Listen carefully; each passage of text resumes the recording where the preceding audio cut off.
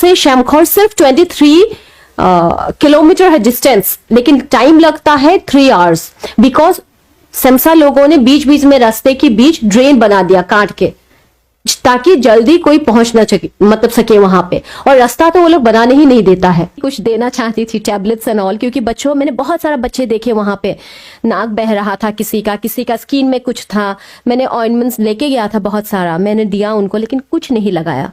मेरे सामने में वो आग में फेंक दिया, बोला कि नेक्स्ट टाइम ट्राई भी मत करना। क्योंकि हम लोग जब गए थे वो हॉस्पिटल भी टूटा हुआ था, स्कूल भी टूटा हुआ था, वहां पे वो लोग ने कुछ चिड़िया पाले हुए थे वहां पे। तो मैंने पूछा कि ये ऐसा क्यों है, तब पता चला कि वो लोग ने खुद तोड़ा वो, क्योंकि उनको मॉडर्न ये हम लोगों का सिस्टम नहीं चाहिए। तो आज का दिन में आप क्या चाहते हैं, क्या डेवलपमेंट चाहते हैं? अगर डेवलपमेंट की बात करने से हम लोग का गांव में तो डेवलपमेंट का बारे में तो हम लोग तो रोड पास होना चाहिए और स्कूल होना चाहिए और हॉस्पिटल होना चाहिए। हम लोग को वो सबसे प्रॉब्लम है, ये सब कुछ नहीं है। और गांव में गरीब आदमी को देखना चाहिए।